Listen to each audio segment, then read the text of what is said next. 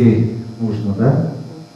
И вот все их собрали, и они вместе с нашей ламой решали, как же можем помочь.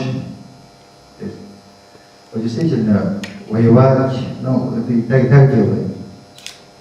И другие варианты. И вот тогда было принято решение на этом совещании, вот, как один раз тоже была лома, туда наш пресс-секретарь, об этом я ему рассказывал, он мне говорил, о том, что можем помочь Морозову.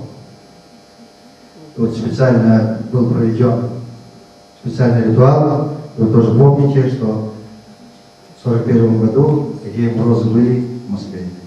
Я думаю, тоже в этом свое приняло участие наше духовенство. Поэтому об этом я рассказывал Манджа Лама, тоже наш старейший лама из Кишинги, который был свидетелем. И он мне сказал, что так было. И после этого мне тоже еще раз подтверждение этого сказал Баир Глава.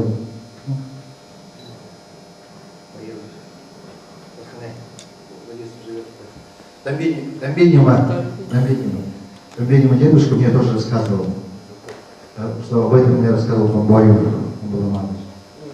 То есть из двух источников я уже слышал. То есть когда наступило тяжелое время для всей страны, все те, которые обидели, все было уже отбройкло, поэтому наше духовенство. И я думаю, одним ответом на этот вопрос, почему разрешили открытие Балгинского дворца, я думаю, тоже вот эта история.